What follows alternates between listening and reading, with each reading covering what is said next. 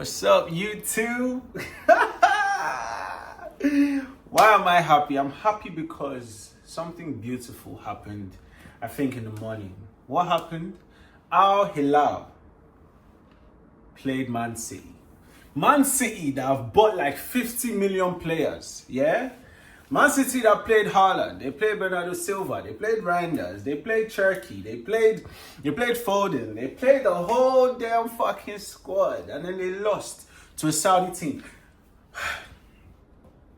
There's too many layers to this. I mean, first of all, from the game, obviously, like there was some weird I don't know if I want to call it goalkeeping errors, right? Because as I say, as a goalkeeper, I don't know how easy it is to make sure you catch a ball coming at you rather than palming it out. And I guess there's some skill involved in when you palm the ball, in where you palm the ball out to. But everything is happening so fast. People are shooting so quickly at you that, like, how do you actually have the time to know that, oh, when you want to deflect the ball from going to the net, you have to make sure you deflect it this way or that way. A lot of these things are reflexes, but hey, this is why they're trained and I'm not. So it's their bad. And who am I speaking? I'm speaking about Edison, right? Because a couple of the goals were rebounds, you know, shots that he saved that ended up turning into goals because he didn't like palm it out to the right place.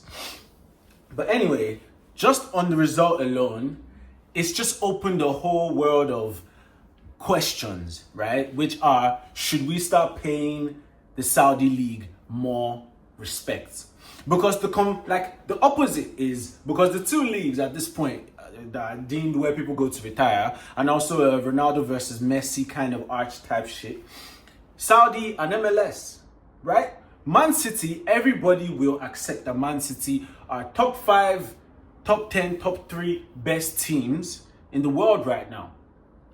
And so are PSG, right? PSG played a team in the MLS and they whooped their asses, yeah? 4-0. Last time I checked the score, it was like 4-0. Probably ended up more than that. And not just any MLS team, the MLS team that had Messi and Suarez. Yes, it's not the same Messi, Suarez, Busquets, Alba. I don't give a damn. We're talking about two leagues that are not exactly respected. And then Man City played Saudi. They played Al-Hilal, a team in Saudi. Who is the star player of Al-Hilal, man? Is it fucking Ruben Neves? Who else have they got there? They've got Ruben Neves, they've got Koulibaly. Who have they got? I don't even know, man, and I don't even give a damn. That even makes it worse. That makes it worse that I can't, do you understand what I'm saying? So the point is, how about we just respect football for what football is, right? And not just respect football, it's just a case where I guess we need to rearrange the hierarchy. And this is the beauty of competitions like the Club World Cup, yeah? Is that it brings people from different, that's the same thing that applies to why we love the Champions League, where it brings the best of the rest, the best of every league together, is what this Club World Cup might represent. My only issue is the way you qualify for it, and I guess it's a case where you have to have won some stuff for you to get in there all around the world, right? And I guess fair enough. You know what? I have no issues with how you get into the Club World Cup, because if you've not won anything in a while, then I guess, yes, you don't deserve to be there. And then we need to rearrange this hierarchy, bruh. We need to rearrange the hierarchy, man, because Saudi doing this has done so much for the PR of the club. Saudi doing this, what's it called? Sorry, Al-Hilal doing this, have done this for the whole Saudi league. They've done this for the whole league. They've represented for the whole league. And Man City have embarrassed for the whole league. Because I saw it somewhere. I'm not so sure because I've not been keeping in touch, or I've not been keeping tabs. But this same Al-Hilal, they knocked out Real Madrid. If they knocked out Real Madrid and knocked out Man City, bro, that's a big thing, bro. Maybe they didn't knock out Real Madrid. Maybe they just beat or drew Real Madrid. I don't know, because what? Because Madrid are also in these same knockout stages that Al-Hilal are in. So how can they knock out? Anyway, the main point is respect. Put some respect on their name, and put some respect on Ronaldo, bro. Put some respect on Ronaldo. Why? Because he's still finishing the top scorer in their league. Yeah, he's not winning a trophy there, but bruv, he's doing his job, which is being the top scorer in the whole league, not just his team. And now my man signed a whole contract that he'll be getting like 300k per day or per fucking minute, or it better be per day.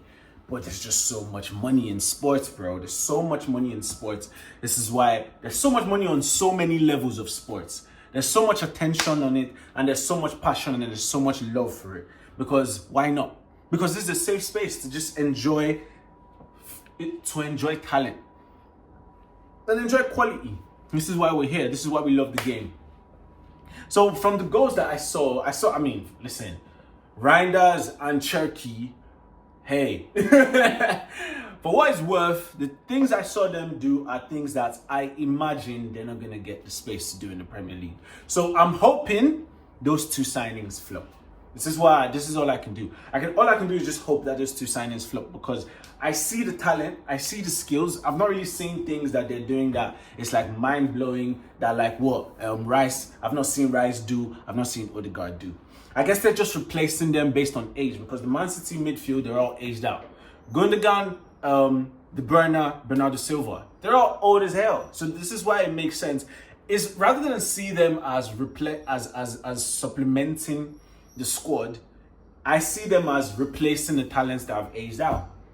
And there's no guarantee that they'll be as good as the people that they're replacing. So there's a good chance that Man City might really not be back next season. You know, the same thing that applies to Liverpool. Yeah, you're replacing Trent with Frimpong. Frimpong is good, but he's not Trent. Yeah, Wirtz is good, but Wirtz is not Firmino. For what it's worth. You know, I imagine it's a world where we would see, if I'm Liverpool, what would I do? I'll do Gravenberch, McAllister, and Wirtz, right? That would be the sexy midfield. That's what you'd imagine and hope to see. Where you have Salah, Diaz, and maybe fucking Nunez or Gakpo in the centre forward. But the Club World Cup, haven't seen this. I just feel, yes, this is a good, the tournaments, the knockout stages is a good stage to get involved and, you know, enjoy the football that's being played. And the PR that it's doing for the league is beautiful. So away from the Club World Cup now, just to quickly touch on all these rumors I'm seeing of yet again another Chelsea player. First of all, Arsenal. Let's go back home. Let's go back to Arsenal Football Club. Because why does Arsenal like to make it hard to support us, man? Why are we signing Kepa? Why are you announcing Kepa with, first of all, like 3 posts on Instagram? You know the fans are not interested in this fucking signing. Like, Arsenal gets me so riled up. But you man know that nobody's about to be excited about this fucking Kepa signing. But you guys are still making Instagram posts and doing interviews for this brother. So what? When you now open the comment section, guess what? I won't be surprised. I'll go to the post about Kepa and then I'll see comments have been turned off. Of course they'll be turned off. Of course you have to turn it off because nobody's happy to see this. The only person, even rival fans are embarrassed for us, bro. There's no way I can restructure. But he's the second choice goalkeeper, so fair enough. Now we just have to hope and pray that Raya never gets injured. Of which, if I'm being logical, Kepa's CV is sick. This man has played. This guy just finished playing. Yeah, he just played for Bournemouth, but he also got collected. He also got signed by Real Madrid.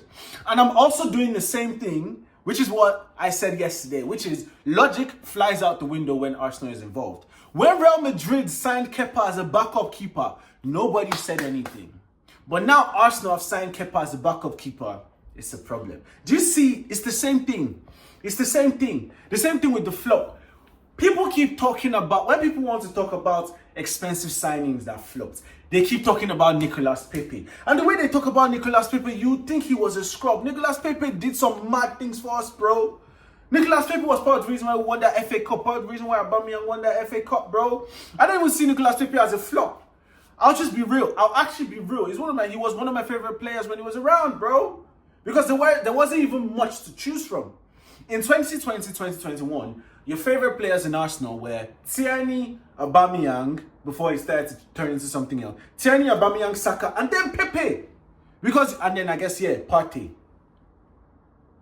Pepe was part of the top 5 favorite players in Arsenal at the 2020-2021 season. Let's be for real.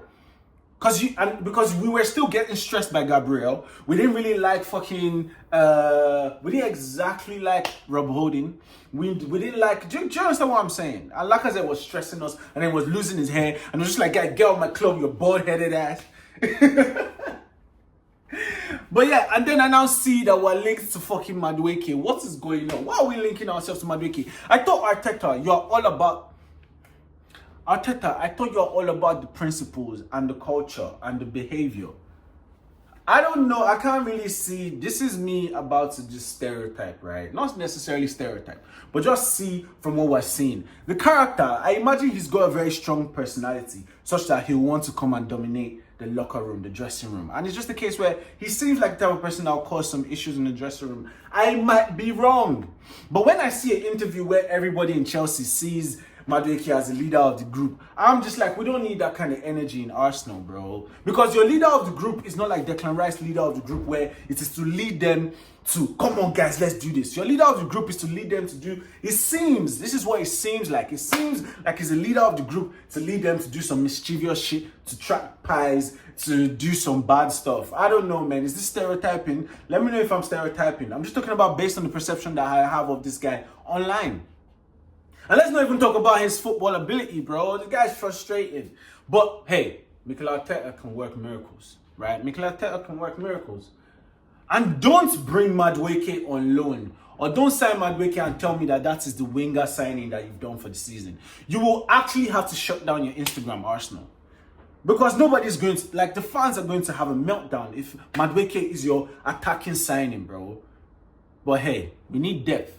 We need depth, we need depth, we need depth. Fair enough. Fair enough, fair enough. But we need to stop going to Chelsea for players. Like, what is actually going... Because this feels like we might end up going for Mudryk again, bro. Like, what is this? Why do we keep going to Chelsea for players, man?